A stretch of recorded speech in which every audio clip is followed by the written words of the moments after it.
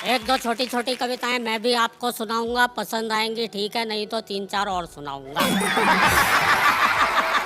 हम कवियों के साथ क्या क्या हो जाता है कि सड़क पर दौड़ते हुए एक आदमी को हमने रोककर पूछा कहाँ, बोला आत्महत्या करने। मैंने कहा इतनी सी बात तो मैं तुम्हारे बहुत काम आ सकता हूँ, तुम्हें अपने साथ किसी कवि सम्मेलन में ले जा सकता हूँ। मैं बोला बस बस रहने दीजिए, ये जुर्म मत कीजिए, आपको मालूम है मैं आत्महत्या करने क्यों जा रहा हूँ? बात यह है कि मैं अभी अभी तो एक कवि सम्मेलन से छूट कर आ रहा हूँ।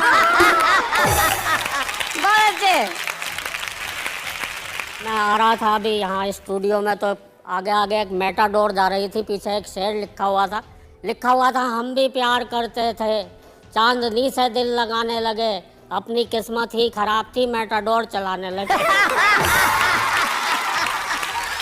आपको अपनी लंबाई की वजह से कोई दिक्कत नहीं होती अजनबी जी? नहीं, दिक्कत तो होती है। अच्छा। एक बार सब्जी वाले के पास गया, मैंने कहा भैया ये नींबू क्या भाव दिया? उसने कहा बैठ के देखो संतरे हैं।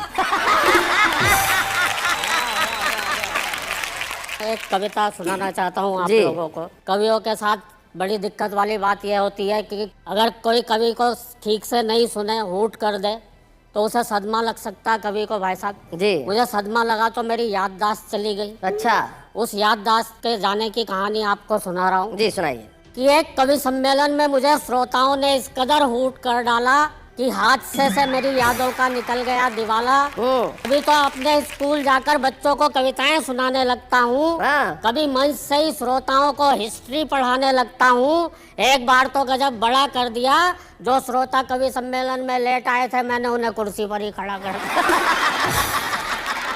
अपने बिगड़े हालात का ज्यादा बयान क्या करना है, मुझे ये भी ध्यान नहीं रह पाता कि कितनी देर पढ़ना है।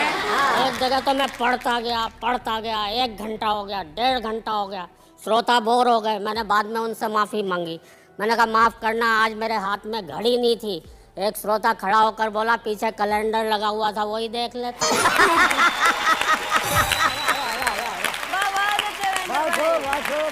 बात हो गई है काबिले गौर की, मुझे ये भी ध्यान नहीं रह पाता है कि अपनी ही पढ़ रहा हूँ या किसी और की। पूरे दिमाग में हेरा फेरी है कि जब कोई और पढ़ता है और जमता है, तब लगता है यार ये कविता तो मेरी है।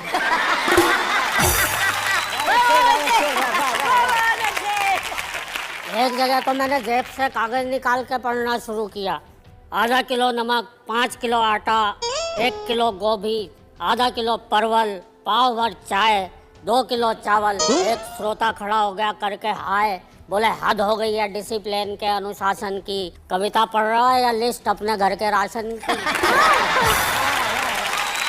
दूसरा श्रोता बोला इसे ही सुनाया जाओ, वाह वाह, इरशाद इरशाद, घर पर और क्या क्या ले जाना है हम सब भी कर लेंगे यार।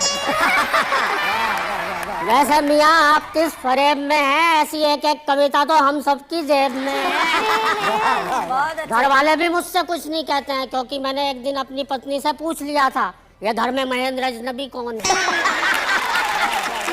जिसके रोज रोज फोन आते रहते हैं।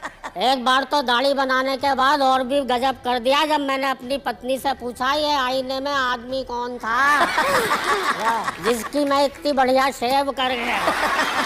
रात को सोते समय और भी लफड़े में रहता हूँ। मेरा कुत्ता तो आराम से बिस्तर पर सोता है, मैं पलंग के नीचे कुकू करता हूँ।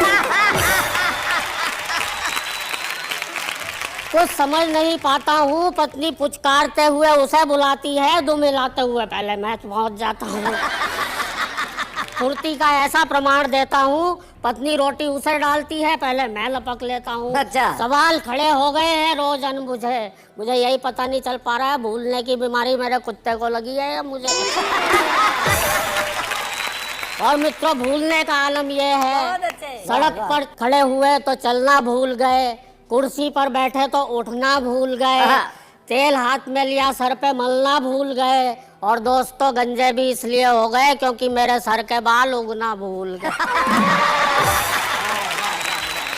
पत्नी बोली एक बार, मेरे भरतार हेल्प करा दो, गीले कपड़े ऊपर फैला दो। ऊपर जाते ही दिमाग भटक गया, मैंने कपड़े तो चारपाई पर पटके खुद तार पर लटक गया। टूट गई टांग, डॉक्टर आया, प्लास्टर चढ़ाया, डॉक्टर भी था होशियार, भुलक्कड़ों का सरदार। हाँ। गजब ही ढा दिया, टूटी दाई टांग थी, प्लास्टर बाई पर चढ़ा। और दोस्तों, भूलने पर इससे बड़ी बात कोई कह नहीं सकता जो मैं कहने जा रहा हूँ। क्या बात है? मैं क्या कहने जा रहा था ये तो भूल ही गया। लेकिन दोस्तों, मेरे भूलने पर ज्यादा मत जाइए, कविता समाप्त हो गई है, तालियां बजाइए। 4 पंक्तियों से बात शुरू करता हूँ जी।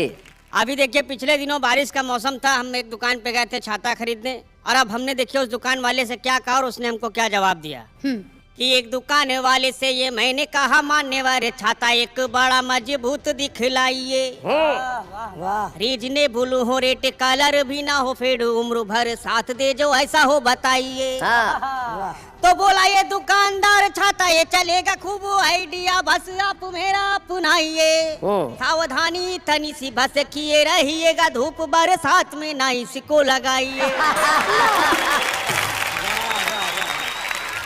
कि आजकल देखिए पश्चिमी सभ्यता का असर जो महानगरों में, शहरों में है, आज सड़क पर निकलते हैं ऐसे ऐसे दृश्य दिखाई पड़ते हैं कि जिसको आप कील समझते हैं वो खंभा निकलता है जी। ऐसा ही एक दृश्य देखिएगा। 4 पंक्तियां पढ़ता हूँ कि चेहरे पे लालिमा है, अधरे हैं लाल लाल, नागिनी सी जुल्फों को लहरा के आ गई, छल गई छल से वो कामदेव को भाग गई, 60 कटे कपड़ों में मेनकाहें आ गई, के ऊंची हील पहन के झटक के बाल चले, जवानों से ज्यादा बूढ़ों पे जवानी छा गई। अच्छा। पश्चिमी बिहार का असर कुछ ऐसा हुआ, चाची भी पहन के अब जींस टॉप आ गई। 4 पंक्तियां और इसी खानदान की सुने कि बस अड्डे पे खड़ा मैं गीत ये है गा रहा था, रफ्ता रफ्ता देखो यार आंख मेरी लड़ी है, और आंख जिससे लड़ी है दिखने में वो परी है, खूबसूरत बला वो पास मेरे खड़ी है।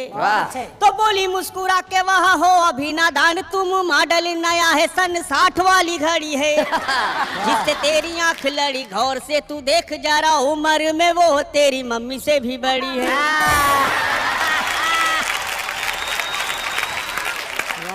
और आजकल देखिए साहब, मोबाइल कहाँ कहाँ तक पहुँच गया है, हर आदमी के हाथ में मोबाइल है। 4 पंक्तियां मैं मोबाइल पे पढ़ता हूँ, सुने कि एक भिख मंगा के मेरे द्वार पर बोला, भूखा हूँ मैं बेटा जरा कुछ तो पसीजिए, मैंने कहा भाई अभी भोजन पका नहीं है, अगले मकान में जुगाड़ कर लीजिए। तो भिखारी ये बोला थोड़ी देर बाद आ जाऊंगा, मोबाइल नंबर हमारा नोट कीजिए, खाना बन कर जब हो जाए तैयार सर, बस आप एक मिस कॉल मार दीजिए। और 4 पंक्तियां अंतिम पढ़ के अपना स्थान लेता हूँ कि आजकल देखिए जब पति पत्नी में झगड़ा होता है तो पत्नियां अपने गुस्से को किस तरह से प्रकट करती हैं।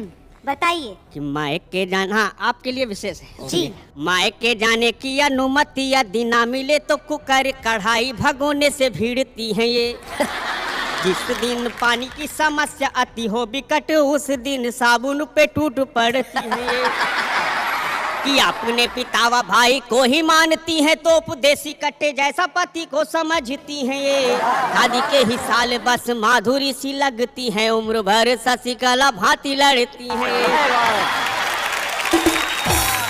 बहुत बहुत धन्यवाद।